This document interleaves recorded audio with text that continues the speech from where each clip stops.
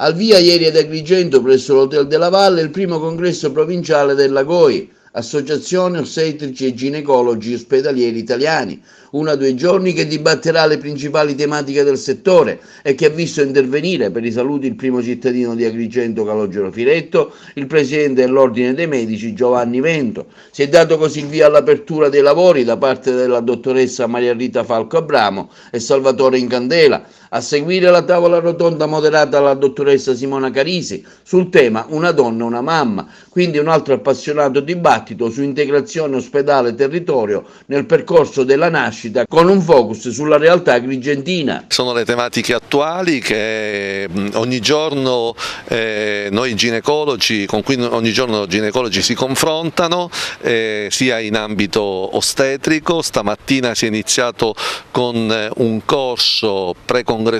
dove si è trattata l'ecografia in sala parto, che è una metodica ecografica innovativa all'interno delle sale parto per migliorare la qualità offerta nell'assistenza ai parti spontanei e ai parti operativi qualora fossero tali. I momenti di formazione sono sempre importanti, i momenti di formazione di confronto, perché non è soltanto una formazione che può essere utile ai più giovani della nostra branca, sono anche momenti di confronto tra tutti noi nel mettere insieme le nostre esperienze, nel portare avanti tutte quelle che appunto sono le fasi i cambiamenti della nostra attività specifica, che ci coinvolge sia in ambito diagnostico sia in ambito terapeutico. Dottoressa, quali sono i punti che si focalizzeranno durante questi 2 giorni?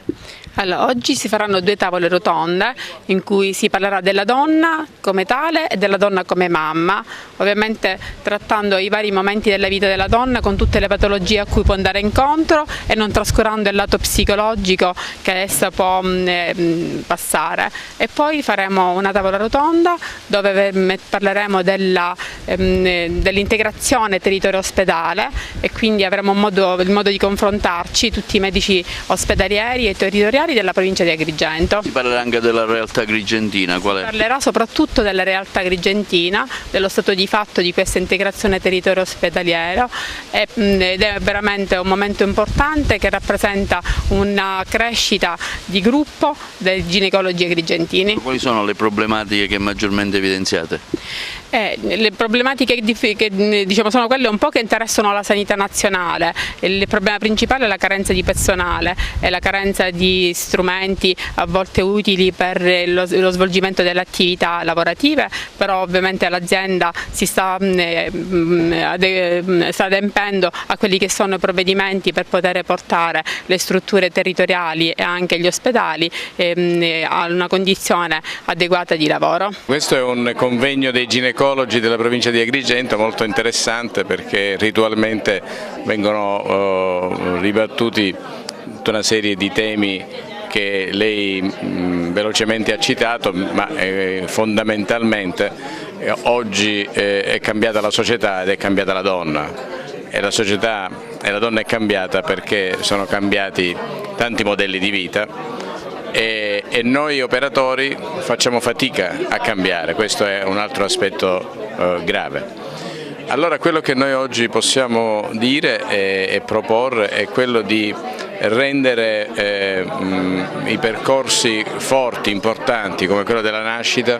farlo ritornare come un percorso che sia il più umano possibile, perché significa che oggi una donna per 1000 motivi arriva tardi già alla prima gravidanza, perché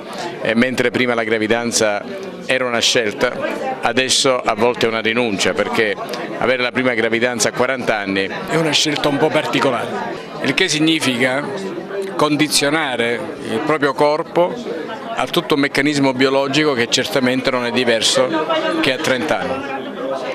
Ma l'aspetto più rilevante è che oggi la donna, che è in prima linea su tutti i fronti, nella società, nella famiglia, nel lavoro, nel suo tempo libero e in ogni cosa, è chiaro che quando si confronta con la maternità, questa maternità a volte vive grandi carenze. Allora credo che su questo noi dobbiamo intervenire cercando di aiutare la madre, dando i buoni consigli, cioè non andare sui social a trovare le informazioni, ma bensì standole vicino, e le persone migliori sono in questo caso le ostetriche, per dare quegli insegnamenti e quelle informazioni che possono essere motivo di serenità, ma anche di garanzia di poter arrivare a un parto migliore possibile, ma ancora di più a un allattamento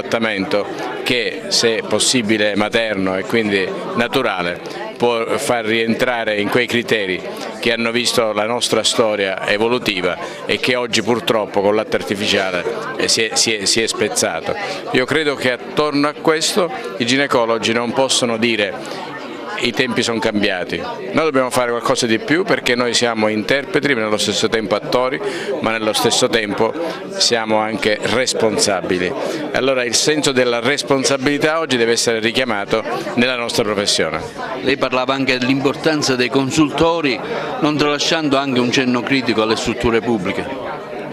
Beh, le strutture pubbliche è chiaro che il cenno critico è palese, perché se la sanità siciliana sicuramente non è la migliore d'Italia, qualche motivo ci sarà. Io credo che adesso si sta facendo tanto in questi ultimi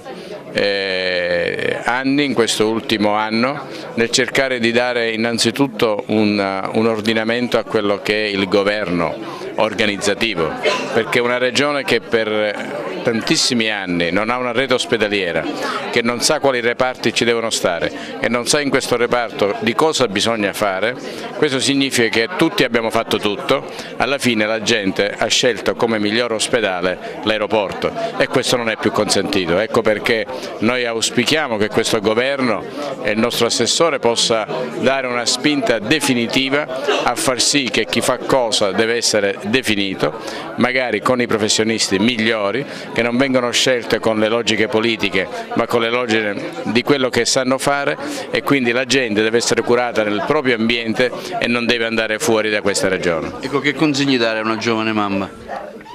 A una giovane mamma, quindi, che ha gennato il bambino? Che deve programmare la gravidanza?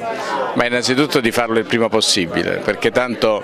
comunque sia è un'avventura, però la maternità è una straordinaria avventura. Come vive la maternità, appunto? È una straordinaria avventura, per cui questa avventura rimandarla è un vero peccato, perché ci sarà sempre un momento particolare che te lo impedisce, allora prima si fa e meglio.